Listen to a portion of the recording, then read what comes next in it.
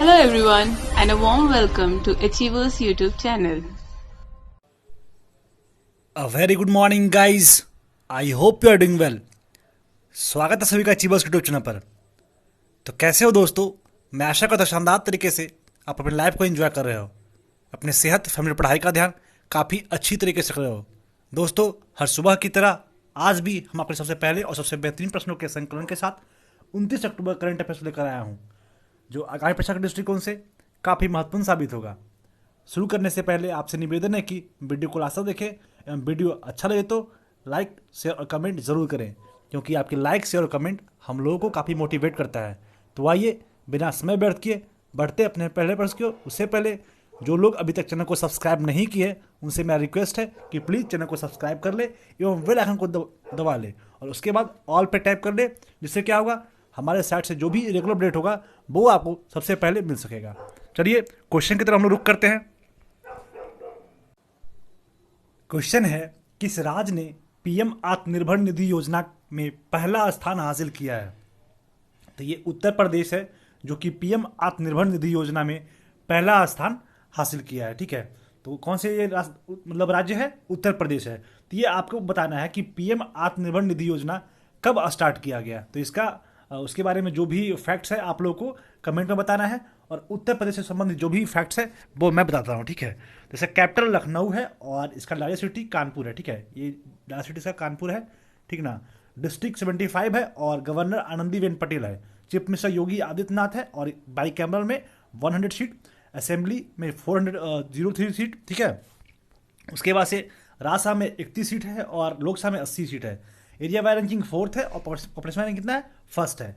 एक ही national park यहाँ पे है, इतने बड़े स्टेट होने के बावजूद भी एक नेशनल पार्क जो जिसका नाम है दुधवा नेशनल पार्क। ठीक है, उसके बाद से अब ये देखना है कि आपका जो उत्तर प्रदेश है वो किस किस राज्यों से इसका बॉन्डी शेयर होता है। तो मैं आप लोगों के लिए जूम कर देता हूँ ताकि आप लोग को स्पष्ट दिख सके। इधर नेपाल से इसका बॉन्डी शेयर हो रहा है, सिर्फ एक सिंगल देश है जो कि नेपाल है। उसके बाद से यहाँ उत्तराखंड से बॉन्डी शेयर हो रहा है, न्यू दिल्ली जो आपका यूटी है उससे शेयर हो रहा है, उसके हरियाणा से बॉन्डी शेयर हो रहा है, राजस्थान से हो रहा है, मध्य प्रदेश, झारखंड और बिहार।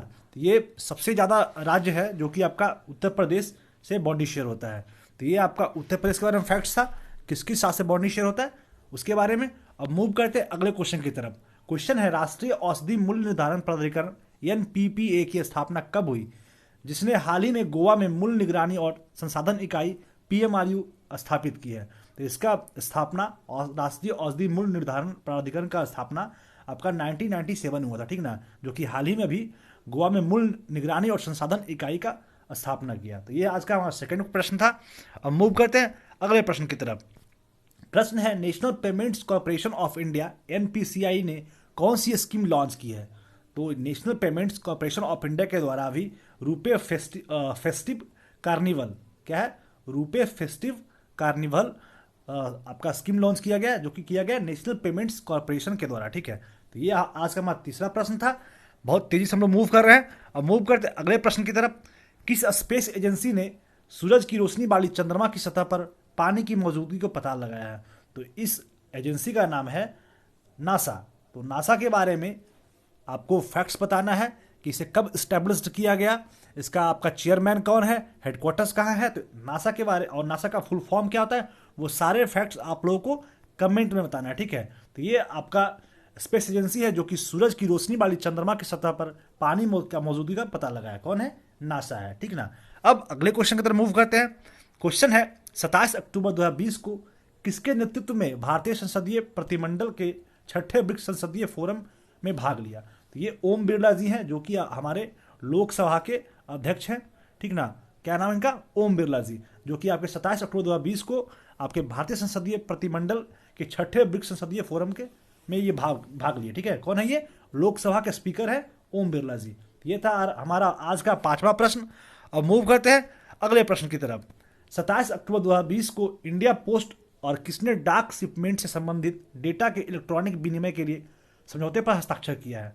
ये किया है आपका यूएस पोस्टल सर्विस, जो कि आपका इंडिया पोस्ट और मतलब यूएस पोस्टल सर्विस के द्वारा डाक शिपमेंट से संबंधित डेटा इलेक्ट्रॉनिक विनिमय के लिए समझौता पर हस्ताक्षर किया गया है।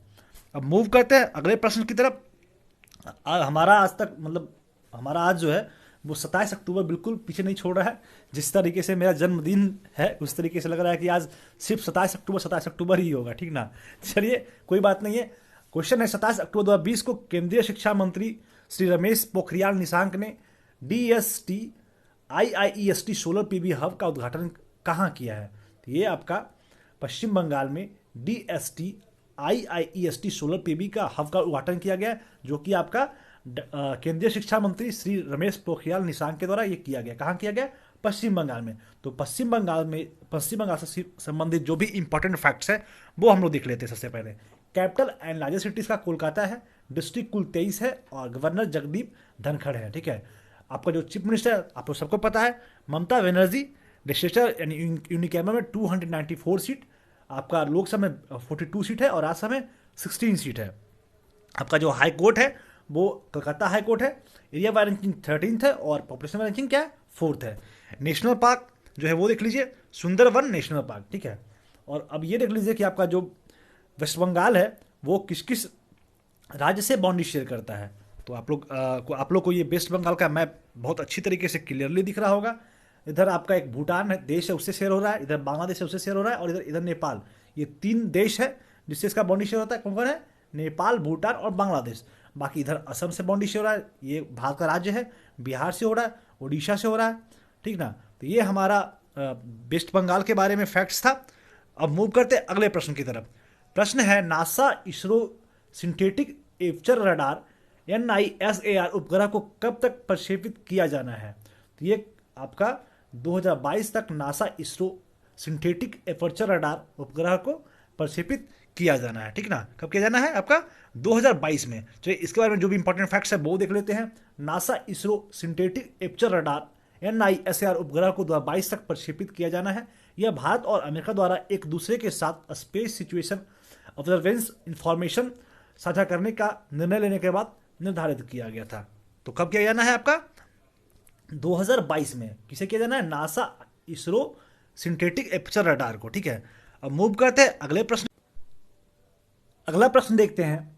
किस IIT के शोधकर्ताओं ने एक कम लागत वाले तकनीक विकसित की है जो एंटी एजिंग यौगिक का उत्पादन करेगी? तो इस IIT का नाम गुवाहाटी है, जो कि कम लागत वाली तकनीक विकसित की है जो एंटी एजिंग यौगिक का उत्पादन करेगी, ठीक है। इससे इंपॉर्टेंट जो फैक्ट्स है वो देख लेते हैं। IIT गुवाहाटी के शोधकर्ताओं ने कम लागत वाले तकनीक विकसित की है जो एंटी एजिंग यौगिक का उत्पादन करेगी। इसे दाल, चाय, संतरे के छिलके, प्याज, जामुन, समुद्री हिरण का सींग और अजमोद सहित कृषि संसाधनों से विकसित किया गया है। तो ये आपका एंटी एजिंग यौगिक है जो कि IIT गुवाहाटी के द्वारा आपका ये मतलब ये तकनीक IIT के शोधकर्ताओं यानी जो गुवाहाटी के IIT शोधकर्ता हैं उनके द्वारा ये तकनीक विकसित की जा रही है। तो ये हमारा आज का 9वां प्रश्न था। और मूव करते अगले प्रश्न की तरफ। प्रश्न है हाल ही में नरेश कनोडिया का निधन हो गया, वह कौन थे? तो वह एक अभिनेता और एक राजनीतिज्ञ, यानी अभिनेता भी थे और राजनीतिज्ञ भी थे, जिनका नाम नरेश कनोडिया था, जिनका हाल ही में निधन हो गया। भगवान इनकी आत्मा को शांति दे। अब रमेश कनोडिया के बारे में जो भी इंपॉर्टेंट फैक्ट्स है वो हम लोग देख लेते हैं, ठीक है। नरेश कनोडिया ने 100 से अधिक गुजराती फिल्मों में काम किया। बाद में वे राजनीति में शामिल हो गए और 2002 से 2007 के बीच करजन निर्वाचन क्षेत्र में भाजपा के विधायक के रूप में चुने गए। तो ये आपका भाजपा के विधायक के रूप में काम कर चुके हैं और इनके द्वारा 100 से अधिक गुजराती फिल्म में काम किया गया है। इनका नाम क्या है? नरेश कनोडिया, जो कि आपके अभिनेता भी थे और एक महान राजनीतिज्ञ भी थे। अब मूव करते हैं अगले प्रश्न की तरफ। 27 अक्टूबर को नई दिल्ली में आयोजित हुए भारत अमेरिका 2+2 बैठक, भारत अमेरिका 2+2 वार्ता का यह कौन सा संस्करण है? यानी 2+2 डायलॉग। फिर से 27 अक्टूबर आ गया, ठीक ना, देखते रहिए आप लोग। तो ये जो है वो आपका तीसरा 2+2 डायलॉग है जो कि भारत और अमेरिका के बीच में यह बैठक हुई है। इस दौरान कुल 5 समझौता पर हस्ताक्षर किया गया है। भारत अमेरिका 2+2 वार्ता क्या है उसके बारे में, यानी 2+2 डायलॉग क्या है उसके बारे में फैक्ट देख लीजिए। यह भारत और अमेरिका के बीच उच्चतम स्तर का संस्थागत तंत्र है जो विदेशी नीति, रक्षा और सामरिक मुद्दों पर हमारे दृष्टिकोण का एक साथ लाता है, ठीक है। पहली भारत अमेरिका 2+2 वार्ता 2018 में नई दिल्ली में आयोजित किया गया था। दूसरी भारत और अमेरिका वार्ता 2019 में वाशिंगटन DC में आयोजित किया गया था। एंड तीसरी कहाँ हो रहा है? ये तीसरी हो रहा है आपका नई दिल्ली में, ठीक ना। आपका एक बार इंडिया में होगा, एक बार यूएसए में होगा, क्योंकि अमेरिका और इंडिया के साथ में ये वार्ता होता है, 2+2 डायलॉग होता है। तो पहली बार हुआ था आपका न्यू दिल्ली में, दूसरी बार हुआ वाशिंगटन डीसी में, और फिर तीसरी बार आपका नई दिल्ली में 27 अक्टूबर को हुआ था। ठीक है, ये तीसरी वार्ता था। अब मूव करते हैं अगले प्रश्न की तरफ।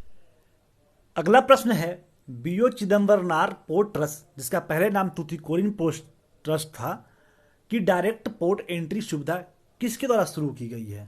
तो ये श्री मनसुख मांडवी के द्वारा बीओ चिदम्बरनार पोर्ट ट्रस्ट की डायरेक्ट पोर्ट एंट्री सुविधा की शुरुआत की गई है। ठीक है, डीपीआई सुविधा से लॉजिस्टिक्स लागत कम होगी और कार्गो को वेग बढ़ेगा। इससे फैक्ट्रियों से कंटेनरों को सीधी आवाजाही हो सकेगी। ठीक है, तो ये आपका बीओ चिदम्बरनार पोर्ट ट्रस्ट की डायरेक्ट पोर्ट एंट्री सुविधा स्टार्ट किया गया श्री मनसुख मांडवी के द्वारा। ठीक है, तो ये हमारा आज का 12वां प्रश्न था। अब मूव करते अगले प्रश्न की तरफ। प्रश्न है, परंपरा श्रृंखला 2020 national festival of music and dance को किसके द्वारा लॉन्च किया गया है? तो ये एम वेंकैया नायडू, जो हमारे देश के उपराष्ट्रपति हैं, उनके द्वारा आपका परंपरा श्रृंखला 2020 national festival of music and dance को लॉन्च किया गया है। किसके द्वारा किया गया? एम वेंकैया नायडू के द्वारा। ठीक है, अब इसे संबंधित जो भी इंपॉर्टेंट फैक्ट्स है वो देख लीजिए। यह संयुक्त राष्ट्र के साथ साझेदारी में नाट्य तरंगिणी द्वारा आयोजित किया जाता है। नाट्य तरंगिणी प्रसिद्ध कुचिपुड़ी नर्तक राजा और राधा रेड्डी और कौशल्या रेड्डी के द्वारा स्थापित एक संस्थान है। ठीक है, यह महोत्सव 23 वर्षों से लगातार आयोजित किया जा रहा है। तो इस महोत्सव का नाम क्या है? परंपरा श्रृंखला 2020 का national festival of music and dance, जो कि आपके एम वेंकैया नायडू के द्वारा आपका लॉन्च किया। अब मूव करते हैं नेक्स्ट क्वेश्चन की तरफ। क्वेश्चन है, निम्नलिखित में से किसे कॉग्निजेट इंडिया के अध्यक्ष और प्रबंध निदेशक एमडी के रूप में नियुक्त किया गया है? तो इनका नाम राजेश नंबियार है, जो कि कॉग्निजेट इंडिया के अध्यक्ष और प्रबंध निदेशक के रूप में नियुक्त किया गया है। ठीक है, कौन, क्या नाम है? राजेश नाम्बियार। अब अगले प्रश्न की तरफ हम लोग रुक करते हैं। प्रश्न है, हाल ही में किस अंतर्राष्ट्रीय लेखक और संपादक का निधन हो गया? तो इनका नाम क्या है? डैनियल मेनकेर। ठीक है, जो कि एक अंतर्राष्ट्रीय लेखक और संपादक थे, जिनका हाल ही में निधन हो गया। भगवान इनकी आत्मा को शांति दे। अब आपके जो ये डैनियल मेनकेर हैं और आपका जो अंतर्राष्ट्रीय ये जो मतलब अंतर्राष्ट्रीय लेखक थे, इनके बारे में जो भी इंपॉर्टेंट फैक्ट्स है वो देख लेते हैं। पुरस्कार से सम्मानित लेखक और संपादक डैनियल मेनकेर 79 वर्ष की आयु में इनकी निधन हो गई। इनके द्वारा कई किताबें लिखी गई थी, जिनमें my mistake, the treatment and work as an editor at the New Yorker and Random House, ये कुछ पुस्तक शामिल है। इनके द्वारा ये पुस्तक लिखी गई थी। इनका नाम क्या है? डैनियल मेनकेर, जिनकी 79 ईयर्स में इनका हाल ही में निधन हो गया, जो कि एक अंतर्राष्ट्रीय लेखक और संपादक के रूप में कार्य किए थे। ठीक है, अब मूव करते हैं question of the last day, जिसका आंसर आप लोगों को कमेंट में देना था और आप लोगों ने काफ़ी अच्छी तरीके से कमेंट में आंसर दिए। आज मेरे द्वारा पीडीएफ नहीं बनाया गया, तो अनफॉर्चुनेटली जिनके द्वारा आंसर दिया गया उनका यहाँ पे फोटो नहीं है, तो कोई बात नहीं है, माफ़ कीजिएगा। अगर जो आप लोगों का फोटो नहीं दिया गया तो प्लीज़ माफ़ कीजिएगा। ठीक है, नेक्स्ट डे से जब भी पीडीएफ मैं बनाऊंगा तो दे दी जाएगी, और वो भी दे देती जो बनाई हैं, मतलब आपके श्वेता मैम बनाई हैं और उनके द्वारा गलती से छूट गया होगा, तो माफ़ कीजिएगा। आप लोग माफ़ कीजिएगा। ठीक है, क्वेश्चन है, where did the India and Japanese navies held their 3 day long maritime military exercise called JIMEX? सबसे पहले जीमेक्स का मतलब समझते हो आप लोग? जीमेक्स मतलब क्या होता है?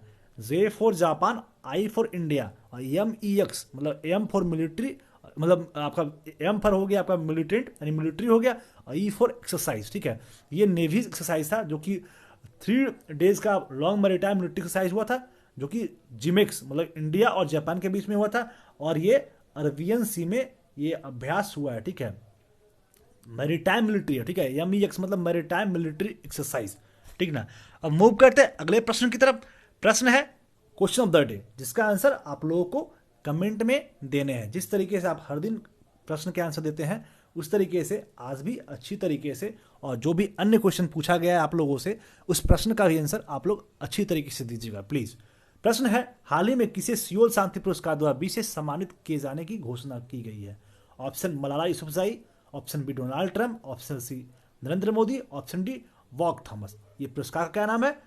सियोल शांति पुरस्कार, जो कि 2020 का ये पुरस्कार है, और इनमें से किन्हें देने की घोषणा की जा रही है? तो इसका आंसर आप लोगों को कमेंट में देना है, और आप लोग से रिक्वेस्ट है कि इस प्रश्न का आंसर एवं अन्य जो प्रश्न पूछे गए उसका भी प्रश्न का आंसर आप लोग को कमेंट में ज़रूर दीजिएगा। यदि आप जीके जीएस या स्टैटिक के कोई भी विषय का फ्री स्टडी मटेरियल पढ़ना चाहते हैं तो हमारे वेबसाइट पर ज़रूर विजिट करें, जिसका लिंक नीचे डिस्क्रिप्शन में दिया हुआ है। साथ ही साथ जीके जीएस करंट अफेयर्स की डेली क्यूज़ के लिए हमारे टेलीग्राम ग्रुप को ज्वाइन करें। आज के पीडीएफ के लिए हमारे ऑफिशियल टेलीग्राम चैनल को सब्सक्राइब करें, इसका भी लिंक नीचे डिस्क्रिप्शन में दिया हुआ है। आप लोग पढ़ते रहें, घर पे रहें, सुरक्षित रहें, और यदि वीडियो अच्छा लगे तो लाइक कर दें और इसे अपने सगे संबंधियों दोस्तों में शेयर करें। और यदि आप हमारे चैनल पर नए हैं तो चैनल को सब्सक्राइब कर लें। वीडियो में अंत तक बने रहने के लिए बहुत बहुत धन्यवाद। मिलते हैं आपसे अगले दिन। जय हिंद।